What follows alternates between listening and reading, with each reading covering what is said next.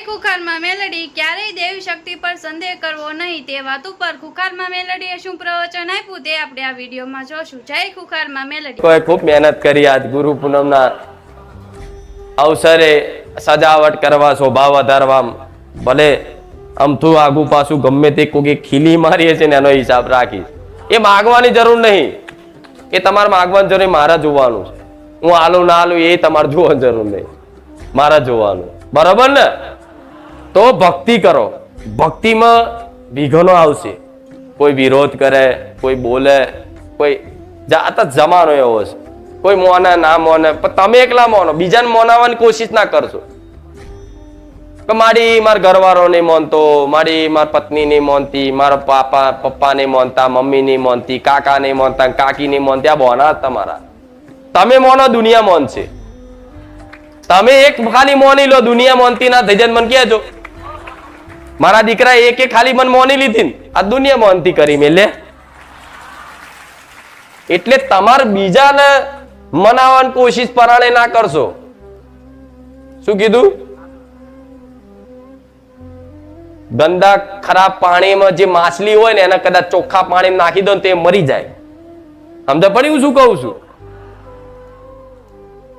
કાદવમાં ફરતી માછલી હોય, એ કાદવને ફરતી માછલી મારું કે આ બચારી કિચડમાં આટલી રંગબેરંગી સરસ જોતો કરો સુંદર છે, પણ હારું આ લાય ને આના ચોખ્ખા પાણીમાં હું નાખું તો પાણીની શોભા વધશે. એમ કરીને તમે એ માછલી લઈને આમ કરીને ચોખ્ખા પાણીમાં નાખો ને તો બોલો એક દાડોના જીવન મરી જાય. ચમ એના કાદવમાં જ એના ફાવ હશે.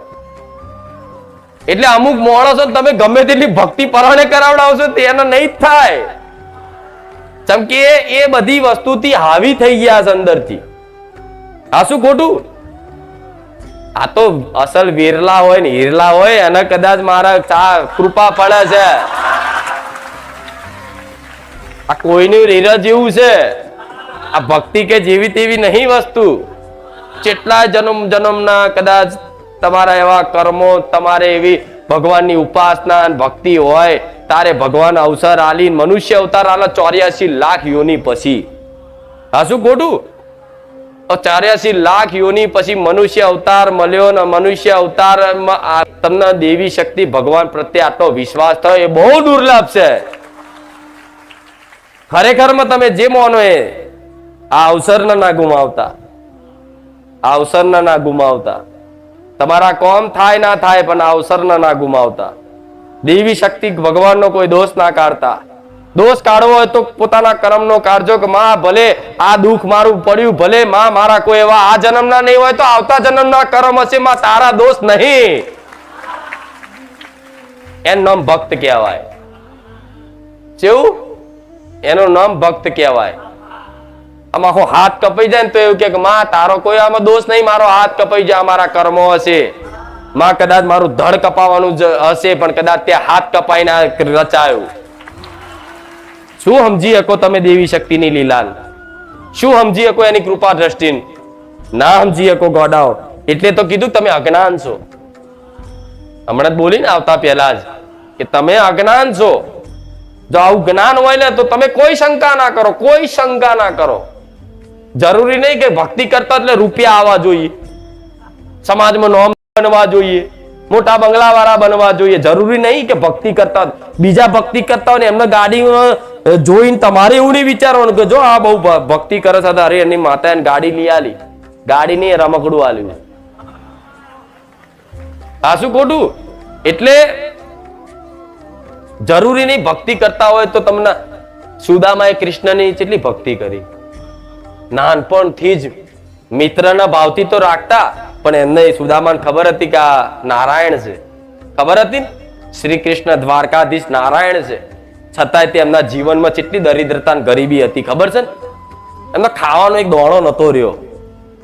છેલ્લે ચોય માગવા જાય તો કોઈ માગવા ના લે, એટલો હાલત, એટલી દરિદ્રતા આવી જાય જીવનમાં. છતાંય સુદામાએ ક્યારેય કૃષ્ણ ભગવાન જોડે માગણી નહીં કરી.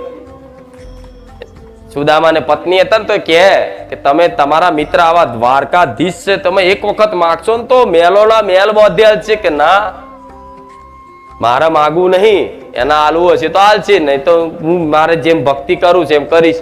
છેલ્લે એક દાણો વધ્યો હતો ને તો કૃષ્ણ ભગવાનને અર્પણ કર્યો એ દાણાના કદાચ ભાવથી ભગવાનની અંતરાત્મા મોડકાર આવ્યો અને પછી ના છૂટકે તે કે લાવો દ્વારકાધીશ જોડે જઈએ, રાજા છે તેની જોડે કંઈક લઈ જવું પડે ને, મહારાજા હોય તો તેને જો કઈ હતા ને ચોખા લઈ ગયા હતા, ખબર ને આ બધી કથાઓ સાંભળી છે.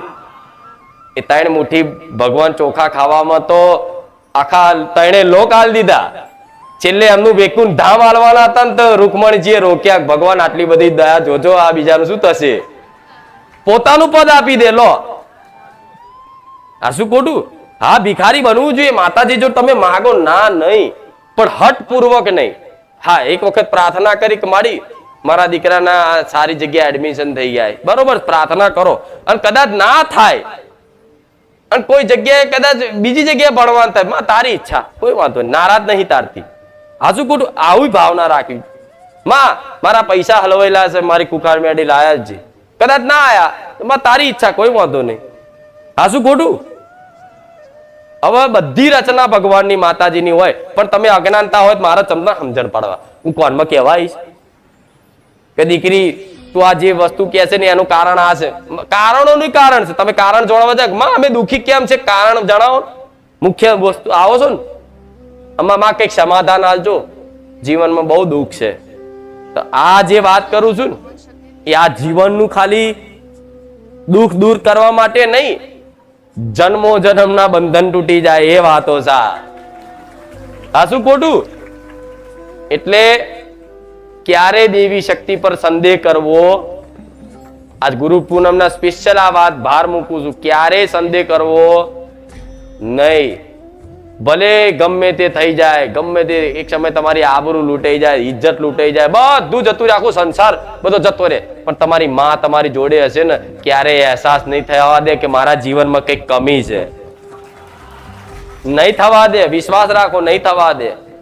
જરૂરી નહીં કે કુટુંબ હોય મોટું, સમાજ હોય ને વાહ થતી હોય તો જ આપણે રહીએ કે ના.